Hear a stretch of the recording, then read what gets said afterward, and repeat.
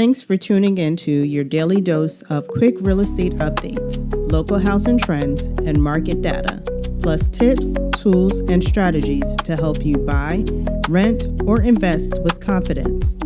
You're now getting ready with RealiCare Reports, powered by the innovation team, Cami and Rex. Now go grab your favorite morning breakfast, coffee or tea, and let's enjoy today's episode.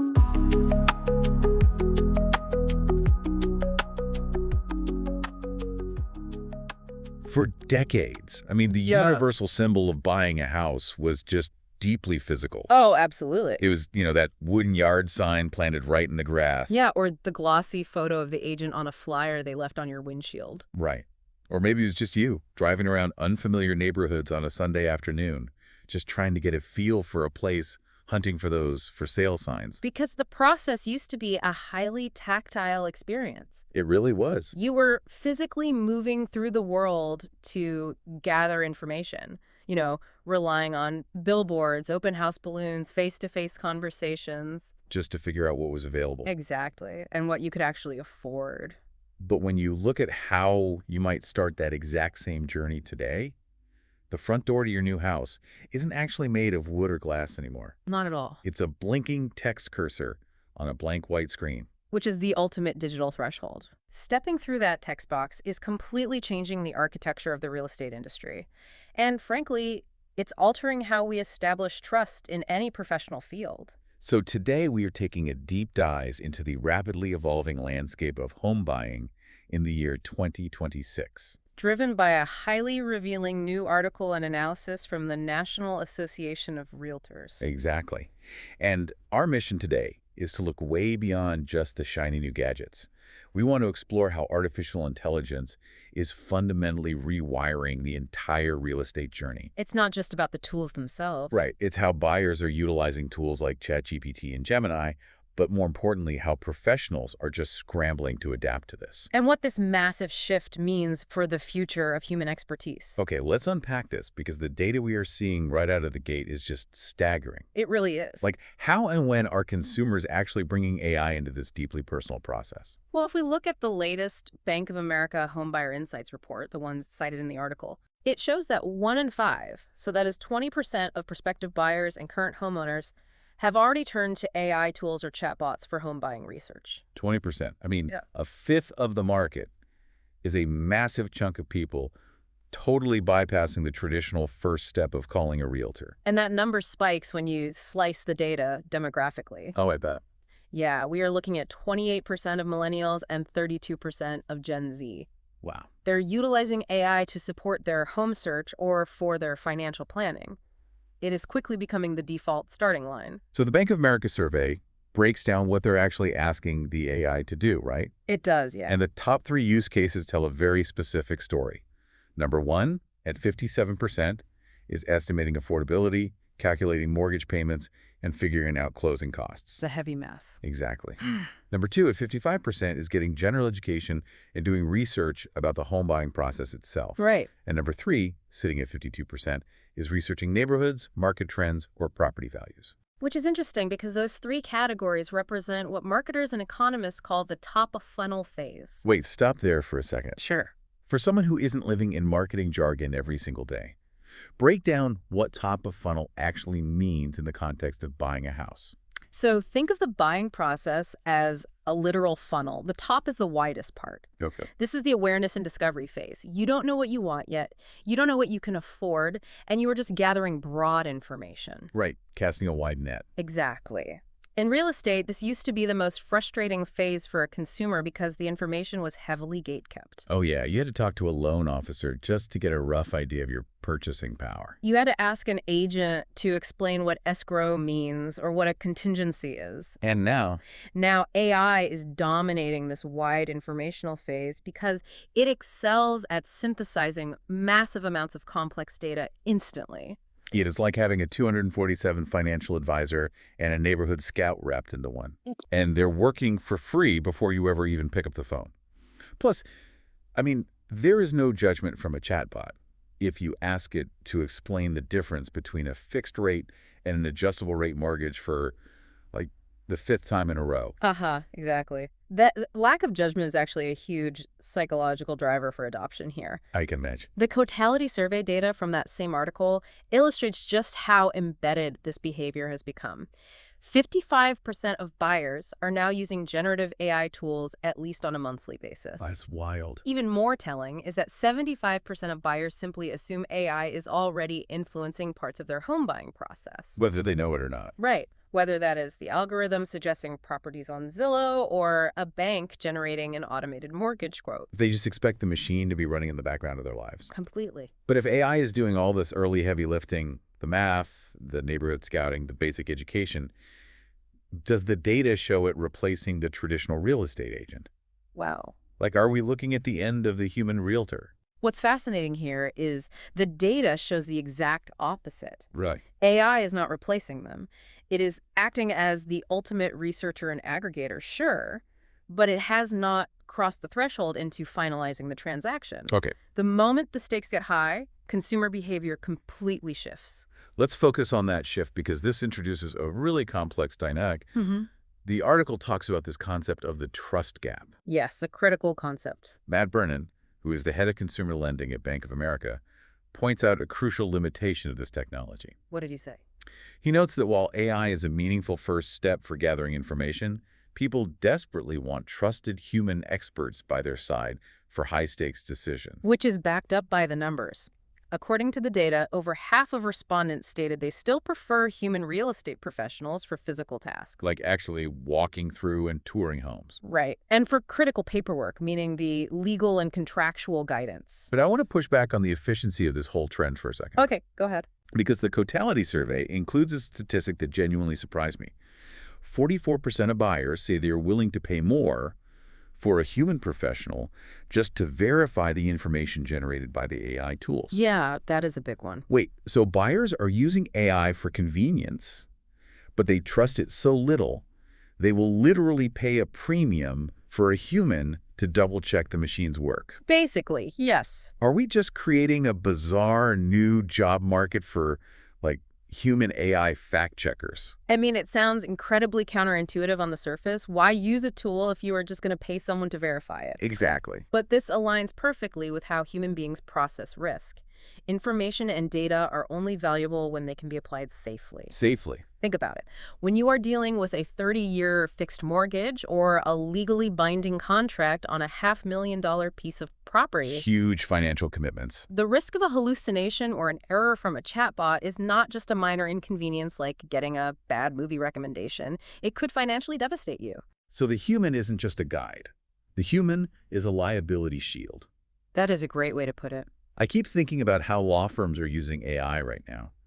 You have this incredibly powerful AI paralegal that can read 10,000 case files in 3 seconds. Yeah, and draft a brilliant legal brief. But you still need the senior partner, the actual human being, to physically sign their name to the bottom of that brief. Yeah. They're taking on the malpractice liability and the reputational risk. Exactly. The AI can do the work, but only the human can take the blame if it goes wrong. Right. That is a perfect framework for understanding this. The human agent in real estate operates exactly like that senior partner. Okay, I see. Buyers are perfectly happy doing the rapid, broad data gathering with an AI to save time, but they need the human expert to provide the nuance, the context, and most importantly, the final stamp of safety. The guarantee. Yes, they are outsourcing the research to the machine, but they absolutely refuse to outsource the risk. The AI provides the raw data, but the human provides the confidence to actually sign a legally binding contract. The AI gives you the data. The human gives you the confidence.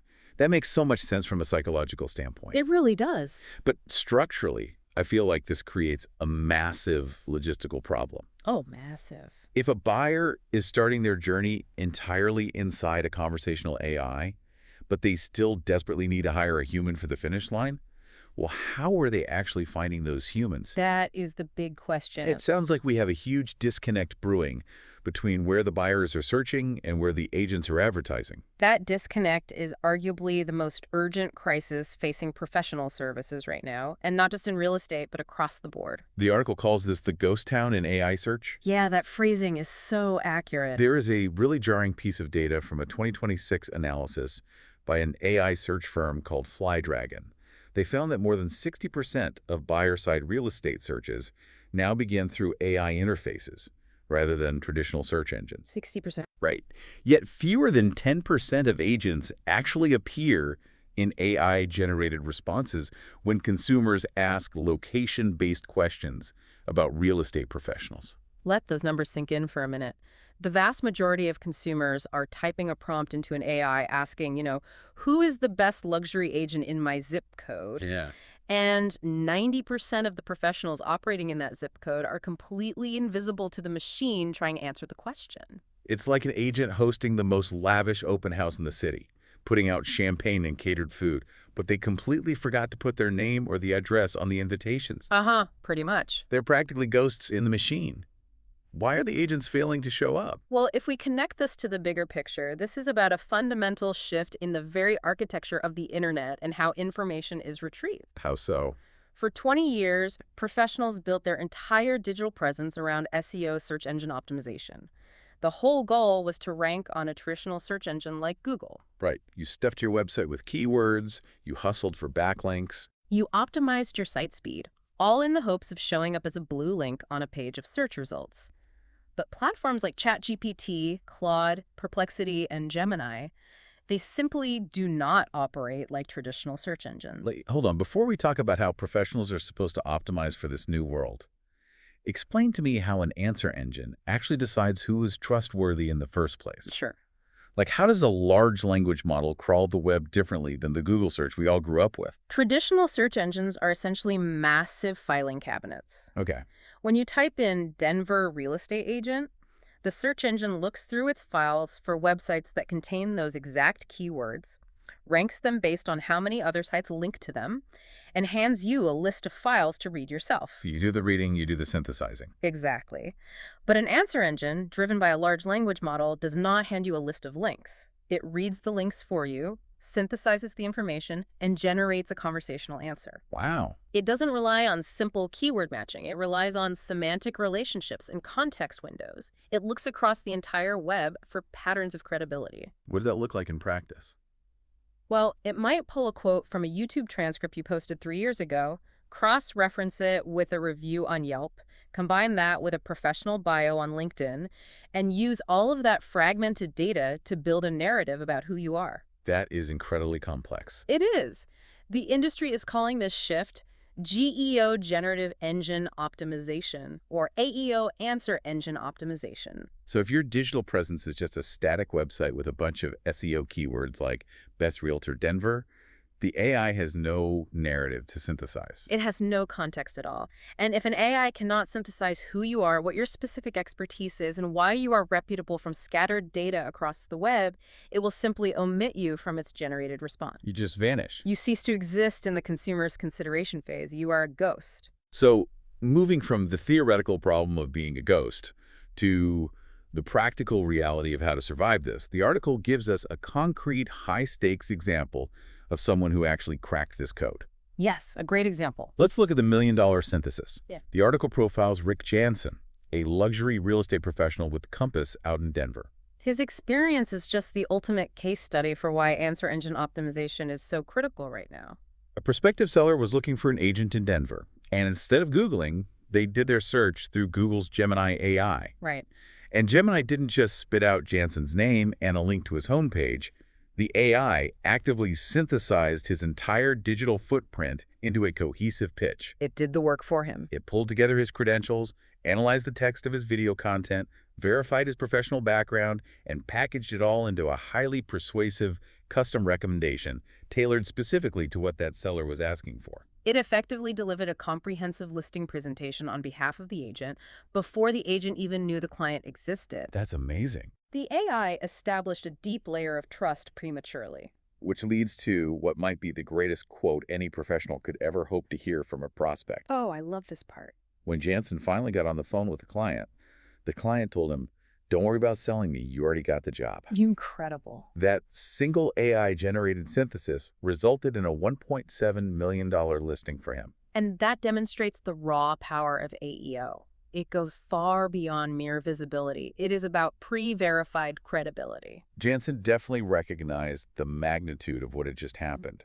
He went on to create a methodology called 10x search based on this experience. They did. The article outlines his specific advice for agents trying to bridge this visibility gap, focusing on 3 core actions. Right, the 3 steps. Building incredibly complete digital profiles everywhere on the web, focusing heavily on hyper-local market content, and structuring your content as direct answers to common consumer questions. That second point, the hyperlocal content, is the linchpin of this entire strategy. We really have to understand why an AI values that so highly.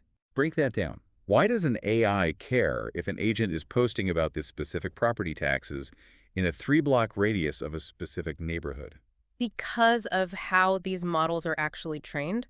We know that large language models have a tendency to hallucinate, to make things up when they lack specific grounded data. Right, they just guess. Yes. So hyperlocal, highly specific data acts as an anchor for the AI. If an AI is trying to construct a reliable, factual answer about a neighborhood in Denver, and you are the only professional consistently publishing highly specific, granular data about the zoning laws or the school districts in that exact neighborhood. It's going to use your stuff. Exactly. The AI will heavily rely on your content to anchor its response. And by providing the anchor, you become the cited authority. You are feeding the machine the exact nutrients it needs to avoid making a mistake. Spot on. And his third point is about structuring content as direct answers. This raises an important question about how we even communicate online anymore. The mechanics of this are just thrilling to me. Oh boy, here we go. Think about the fundamental currency of digital trust.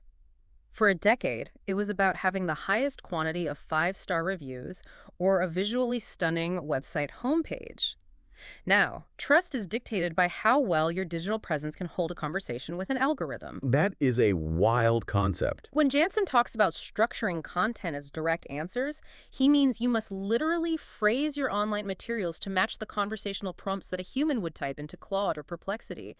You are optimizing your expertise for a conversation you aren't even present for. Wow. The nuance of mapping your human knowledge to the latent space of a generative model is a completely new frontier of professional survival. It's just... Okay, slow down. I can see you were ready to write a 500-page dissertation on the latent space of generative models right now. I might be. We might lose a few people if we go too far down the algorithmic rabbit hole, but your core point is undeniable. It is a total paradigm shift from look at my keywords to listen to my answers. I will rein it in, but the structural shift really is that profound. We are moving from an internet of filing cabinets to an internet of synthesized narratives. So what does this all mean? Because this goes so far beyond real estate. It really does. When you look at your own professional life, how is AI summarizing your digital footprint right now? If a potential client or a hiring manager or a prospective business partner types your name or your job title in your city into one of these AI tools, well, what story does the machine tell about you? That's a scary thought.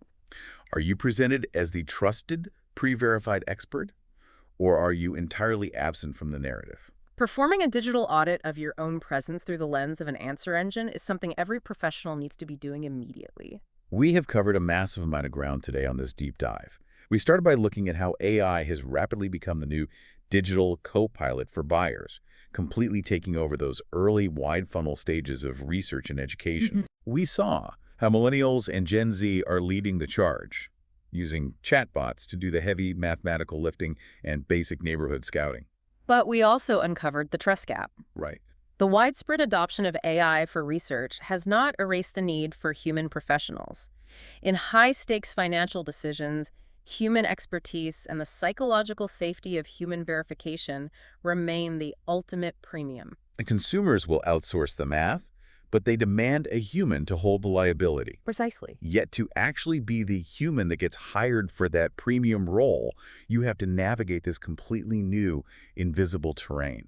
You have to transition your mindset from traditional search engine keywords to generative answer engine optimization. Because your digital breadcrumbs must be complete, hyperlocal, and conversational enough for an AI to synthesize them into a multi-million-dollar recommendation. Just like Rick Jansen experienced in Denver. Which leaves us with a final, lingering thought to consider as this technology matures. Let's hear it. If AI algorithms are now capable of synthesizing an entire career's worth of trust before 2 humans ever speak, as we saw so clearly with that $1.7 million listing, Will our future professional reputations be entirely decided by how a machine interprets our digital breadcrumbs rather than our actual human interactions? Wow. And if the AI is the one doing the vetting, the synthesizing, and the recommending, well, when that final contract is signed, who is really making the hire, you or the AI? Now, there is a thought to keep you up at night. Because that blinking text cursor on the blank white screen, that isn't just the new front door to buying a house. It might just be the new front door to your entire professional life, and you need to make sure you have the right key. Absolutely. Thank you so much for joining us on this deep dive today. We deeply respect your time, and we encourage you to keep exploring, keep questioning, and definitely go check what the answer engines are saying about your own digital footprint. We will catch you next time. Well, that wraps up today's episode of Reality Reports, where real estate meets real life. For more updates, tools, and insights that will help you buy, rent, or invest with confidence, be sure to follow, subscribe, stay connected, stay informed, and stay ready. Until next time.